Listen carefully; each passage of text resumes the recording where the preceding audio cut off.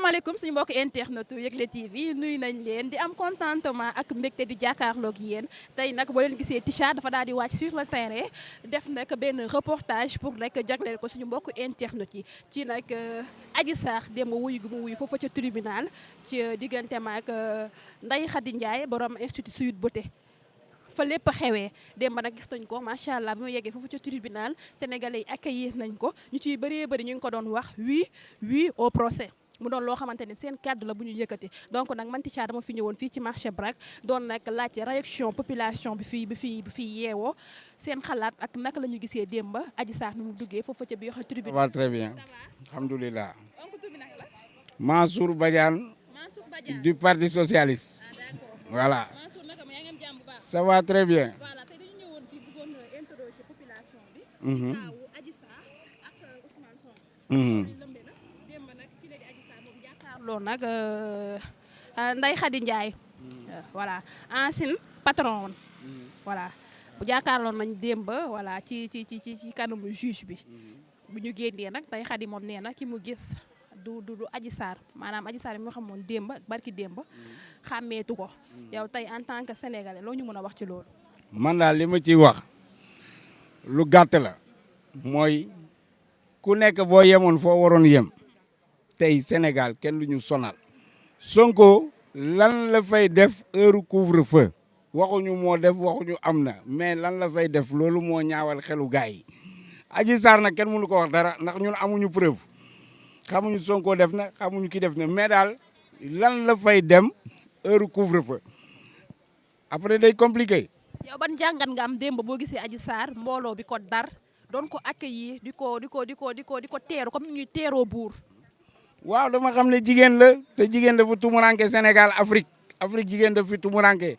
jigéen ñi dañ leen war a jàppale dooleel leen parce que jigéen ñi fii Sénégal sax boo xoolee ñoom ñoo fi gën a loyal.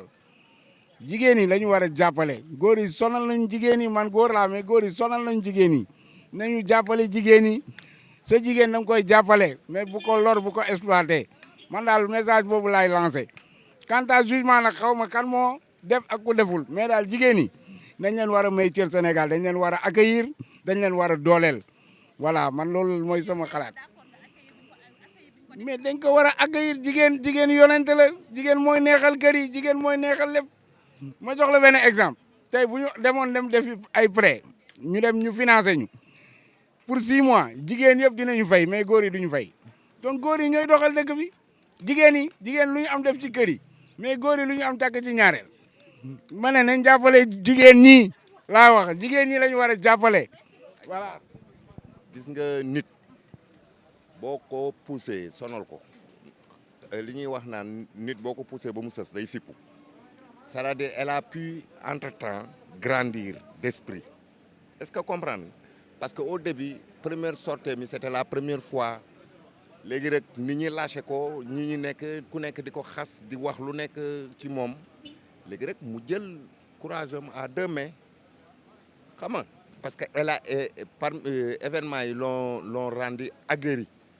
vis-à-vis des comment dirais-je des attaques. ma nit boo koy saaga lu yàgg dootu ko faale léegi rek loolu moo waral rek moom mu am posture boobu kooku c'est normal et puis elle est bien encadrée hein. Il y a Kodas qui est derrière elle il y a Maître El Hadji Diouf et d'autres personnes et apparemment en la voyant elle croit à ce qu'elle dit hein. C'est quelque chose à ne pas nier c'est quelque chose bu nga xamante ni c'est une réalité. Non, attendez là, hein. Un complot ne peut pas se passer dans ce genre de situation. Nañu waxante dëgg complot xam nga lan moo koy créer du début à la fin mais un complot où on cite tout le monde même toi tu risques d'être cité et c'est dans l'imaginaire des gens qu'ils jouent parce que boo dee wax complot mais da nga koy étayer man d'accord je suis d'accord nga ni complot mais étayez-moi le complot donne-moi les choses factuelles yi am ci complot bi. mais diw woo na diw jox na audio fii les audios tout le monde le fait tout le monde peut faire des audios dans ce pays-là on peut transformer yaa am Cheikh ces problèmes à Cheikh Yérim avait ce même problème d'autres des audios tout ça mais c'est pas le contenu du dossier. mais la patronne du Sweet Beauté moom wax na nee na carrément ni Adji Sarr bu mu doon gis en tant que employé bu doon ñëw foofu noonu Adji Sarr bu mu gis démb ci tribunal bi. waaw mais c'est normal parce que Adji Sarr dafa taxaw pour affronter ko parce que xam na ni la fille est en train de sa patronne est en train de vouloir la détruire guerre la quoi léegi rek bon c'est normal moom tamit mu tout ce kii bi mu amoon ci moom kersa beeg yenn yeeg yëpp da koy teg fële ah la guerre comme la guerre songu ko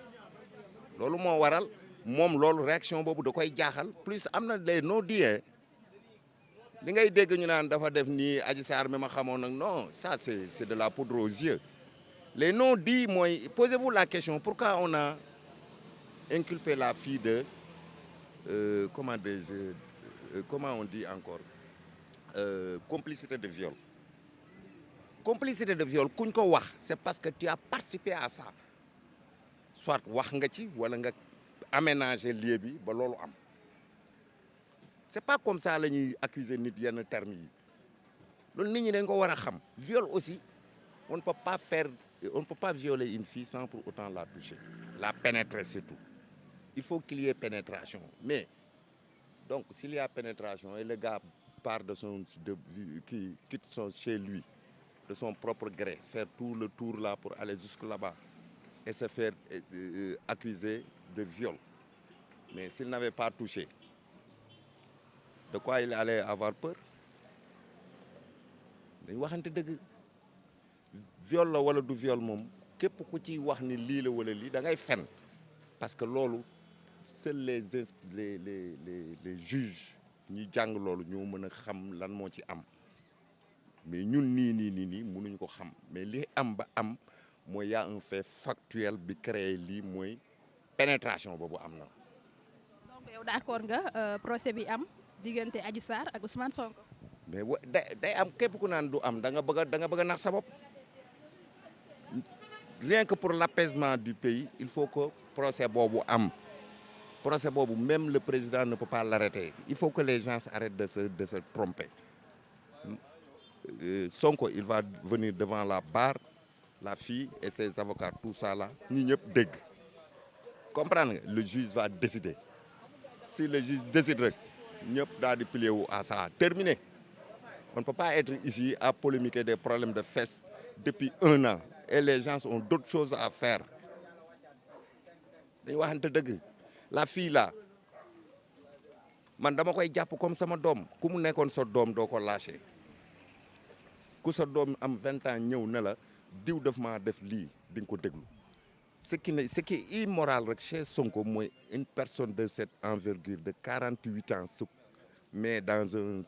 jacuzzi avec une fille de 20 ans 19 ans vous vous rendez compte qui vient tout juste de sortir de l'adolescence ça c'est immoral le reste rek c'est au juge de démontrer ça à bon entendeur salut